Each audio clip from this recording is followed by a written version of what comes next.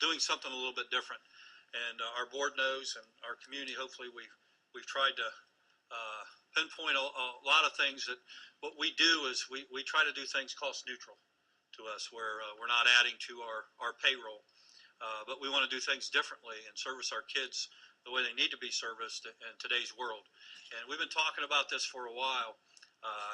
We're not adding to our budget. We're using funds, reallocating funds from the curriculum budget that we already have, as we look at purchasing 500 computers and doing some one-to-one initiative with our students at the high school. And so Maura's going to fill you in on where we're at. But again, Mr. Bybee, great intro into the possibilities, because to me, this is a big step for us as a district, and it's a big step for our students. So, and Maura's working very hard with our people there. So, Maura. Thank you, Mr. Ute. I just want to start to give a simple definition of what the One-to-One initiative is. And just by simple definition, it's for each participating students and teacher. The goal and objective is to put or to provide access to a personal device on a continuous basis throughout the school day and beyond the school day itself, regardless of what that device is that we do. If we're going this direction, do decide to get for our students and staff, they would have that device 24 hours a day. And that will give us an opportunity to serve our students in a broader and better way to meet individual learning needs, as Mr. Ute stressed the fact that we have to move forward, especially with the change in assessments that are coming our way, in terms of students needing to be on technology, utilizing technology to take those assessments, in terms of what skill sets kids are expected to have to be college and career ready, the 21st century skill set. On top of, the 3 R's, reading, writing, arithmetic, it's, communication, collaboration, creativity, and critical thinking. And all of that technology does supply and give opportunity for our kids to get those skill sets. And so the reason why we've considered it on top of those and trying to prepare our kids for the future, obviously, is the fact that we're trying to reach a wider range of students in a manner that's going to provide more student engagement opportunities for them. And providing students with technology, it levels the playing fields for some of our kids, who maybe don't have access to technology at homes, but it also provides opportunities for our kids to do more enhanced type of work, in terms of going beyond the basic credits, maybe doing some more self-directed learning and things of that nature. And as Mr. Ute did mention too, this is, any direction we do move would be cost neutral, not adding any more to the budget, and sticking within the budget and based on the monies that have traditionally been allocated towards textbooks and other resources surrounding the textbook and curricular enhancements.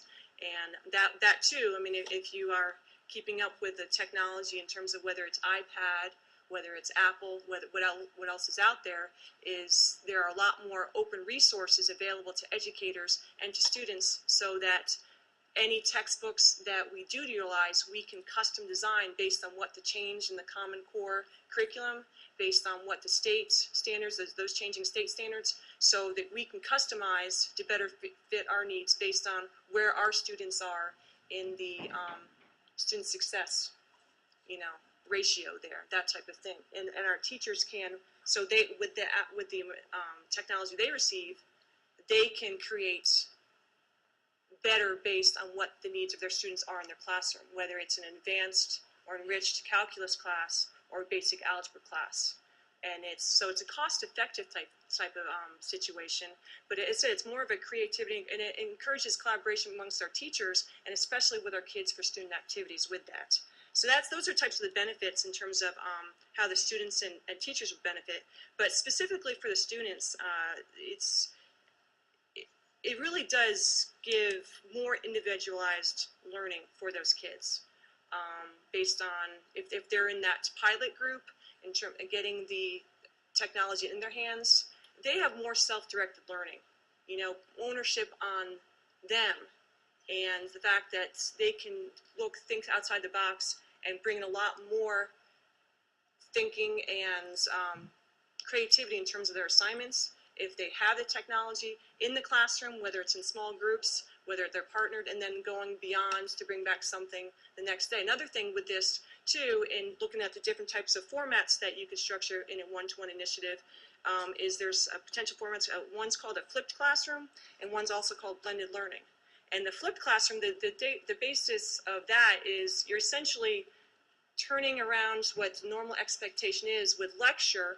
You know, you have lecture in class, homework outside of class, is you flip that concept, okay?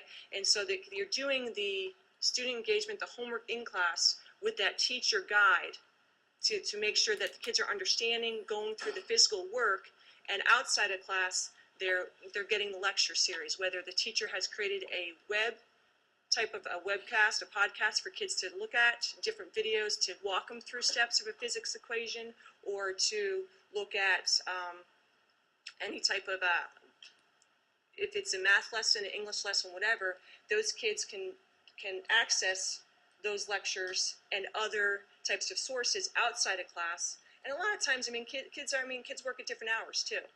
You know, it's not uncommon for a lot of our kids to be on their computers at 12 o'clock at night. For us, you know, we may be asleep for hours, but that's when some of those kids can be most productive. And to put some technology in those kids' hands that they can access, and they can get as much as lectures, and some kids don't need, I mean, and certain kids need more information, certain kids need less. You take that outside of class, and in class is you're doing the hands-on, you know, making sure kids are really getting the concepts, exploring the concepts, okay? And I can see that working well into also the blended learning environment. And we've talked a lot about the school and the school next year too, is, you know, some of our kids are better online learners. They're better in a setting that maybe, in a blended learning setting, maybe they're taking some traditional classes part of the day, but they're also using the technology to take some online courses or to kind of create their own projects to, you know, that are cross-curricular, you know, working in a setting when they have more self-direction, they have more opportunity to create and show their mastery of understanding in a setting where they have the technology. And maybe that's, for some of those kids, that's a majority of the day, maybe it's one period, okay? But it gives them that opportunity to be traditional and some type of online delivery service. And that's where the blended learning, okay, with the formats and what we're hoping to do with this. And in terms of the one-to-one, as Mr. Ute said, we're looking at possibly 500 and making sure that the kids, obviously, it's a pilot because the population of the high school is closer to 1,500 to 2,000. So we're working with numbers and just the mix set. And that's something we still have to explore of what groups are we going to be working with, but making sure that we're addressing both the dropout rate and also making sure that we're addressing the achievement cap. We don't want to have that cap on achievement. And by putting more technology in kids' hands, I think that we can hit both groups. You know, our at-risk learners plus our top learners, or plus academic learners, is giving them opportunities to enhance based on what they need with a teacher guide as opposed to a teacher dictating all aspects of their education as long as they're all working towards the same point, and that's graduation and beyond, and I say career and college ready. So that's an overview of why we think it's a good fit for New York City schools and just a basic understanding of what the one-to-one initiative would be. And I said, we still haven't come to a conclusion of whether it's an iPad, whether it's some sort of laptop, whatever the case may be, and that's where we're in the early stages of studying. But we most certainly know that putting technology in hands isn't the only fix. A lot of it comes to what we do with the technology if we have it. And a lot of that is professional development and making sure that the staff and students are ready, so we can get the desired outcomes, and that's overall increasing student achievement for all of our students. Maura, when will further details about this be available? Is there a link that somebody can go to, or how would I find out more about specifics on this? On one-to-one, in what it is, or in terms of how New York City schools will utilize it? How we're going to roll this out and how we're going to utilize it? I think we have a couple meetings coming up where this coming Thursday, Mr. Ute and I and some other people are meeting with the high school staff to discuss what is it we're really looking at to best meet those needs. And because we have to take into consideration the productivity that is offered by the iPad versus the iBook, that type of thing, and, Sure. and where we're really going to look for. So that meeting is this Thursday. We also then have an informational session with a vendor April 17th. So I think by April 19th, we most certainly will have more detail in terms of what exactly is it that we're looking toward, and what do we need, and the why, and the numbers of it. But we have had some teachers at the high school who've been involved in technology grant the last couple of years, who have become some sort of in-house educators for us. So we are able to provide professional development at a quicker rate, because we do have teachers who have been exposed to a lot of professional development, a lot of the apparatus, that we're not walking into it blindly in terms of the fact that we're going cold. But we know in order to get this rolling out for next year, obviously there's going to have to be a lot more discussion and professional development for our staff. Maura, we just have to leverage the technology that's out Absolutely. there to help educate our young people. You know, my company employs human resources in India and Ireland and so other countries around the globe. So it's a world market right now. And I think we're all impressed with these youngsters that were up here doing student council. And again, there's nothing that I would like to see better than to see them compete in a world market, because that's what they're going to be facing when they reach adulthood. So anything that we can do to make that transition and to help that along, I think we owe it to them. Absolutely. So thank you. Any other questions for more? Okay, Thank you.